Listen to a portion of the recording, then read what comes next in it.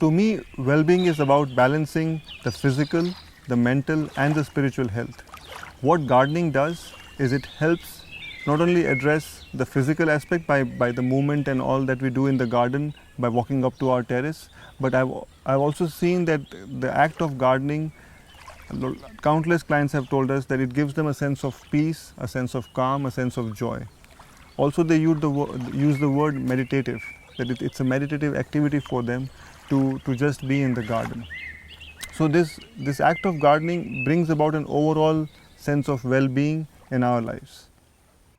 What we do here at Edible Roots is enable people to grow their own food. Our vision is conscious and healthy food for all. We enable this by doing broadly 4 major activities.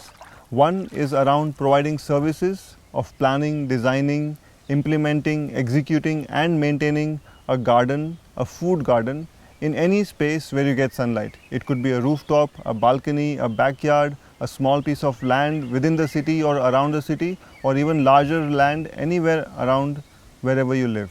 This is essentially one of the first steps we took to enable people to grow their own food in whatever space they have.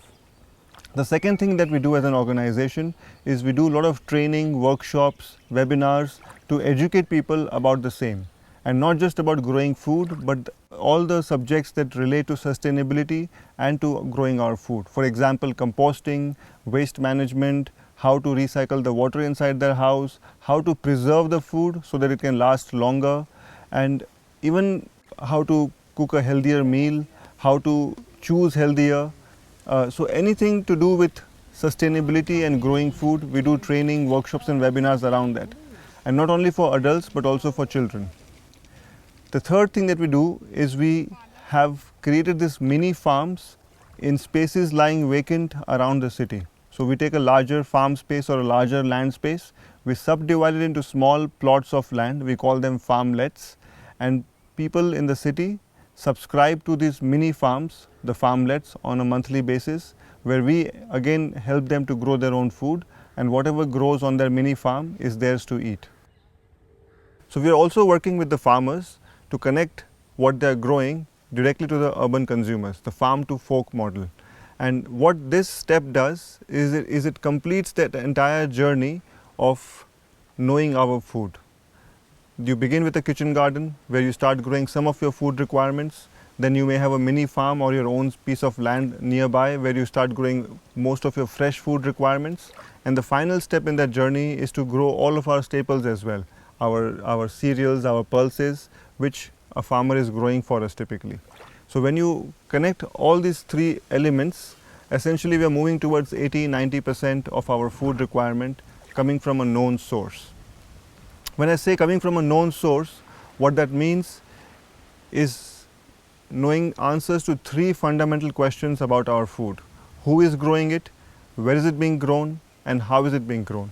The reason it's important to know these answers is because actually if you go back in history, these answers were always known to us. If you go back 5-6 decades, these answers were known. Most of our vegetables grew in our backyard or in our neighborhood, and most of our cereals and pulses came from our own village or a nearby village. So our food was proximal, the person growing it was mostly known to us, and the place where it's being grown was also known to us.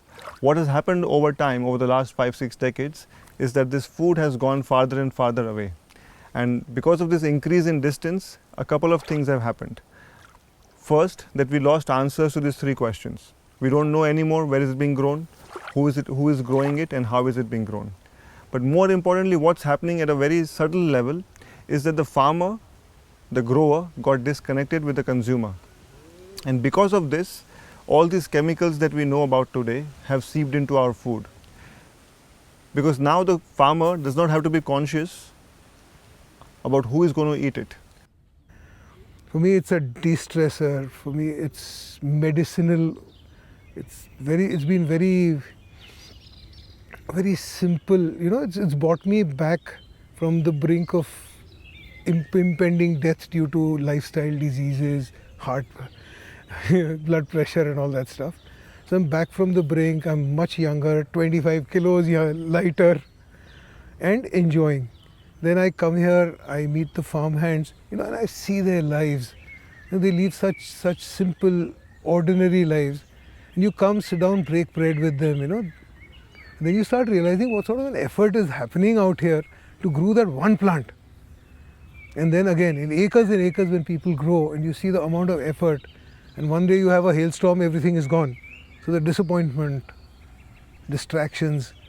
So you start to understand your food. What urban farming does, what growing our own food does, is it helps us build this connection back with our food.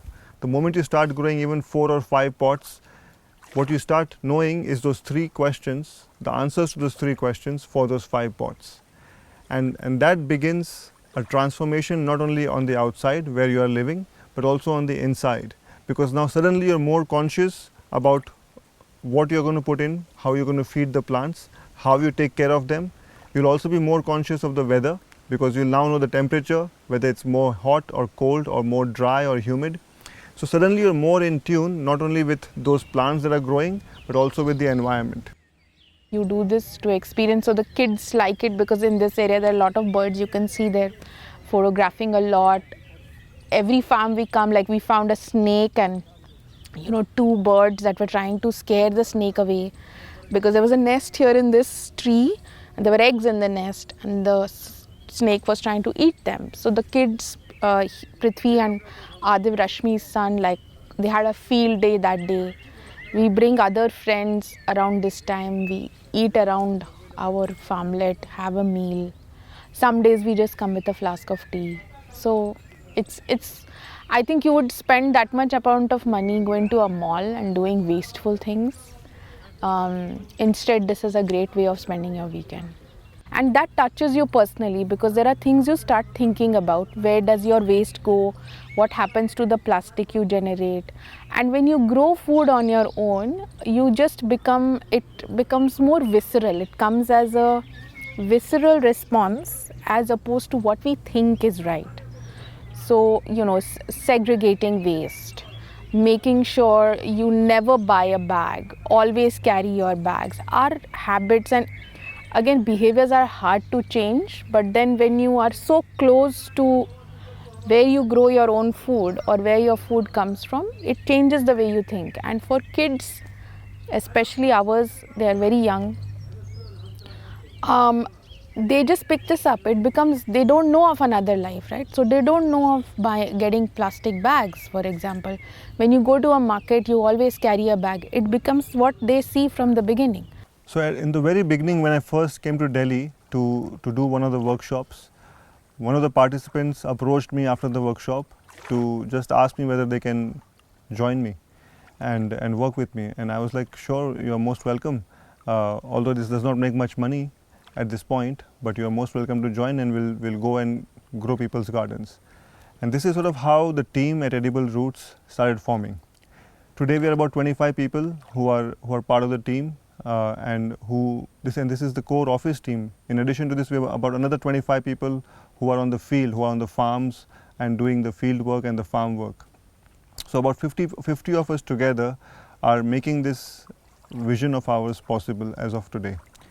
But beyond just the employees, what we have now is we have created thousands of gardens around Delhi NCR, and now we are doing more and more work outside of Delhi NCR as well. And these clients of ours, the customers of ours, have also become huge supporters and well-wishers for us, who have helped us spread the message not only about Edible Roots, but about just the idea of growing our own food. So all these changes start coming about within not only your own personal life, but also the people around you. It could be your family, it could be children inside the house, it could be your society, your neighbors, your community, and eventually your entire city. So it's not just our employees and our clients, but it's a whole array of people, the invisible people who are connected with us through social media or through various online presence, who have helped us take our message forward and beyond our reach.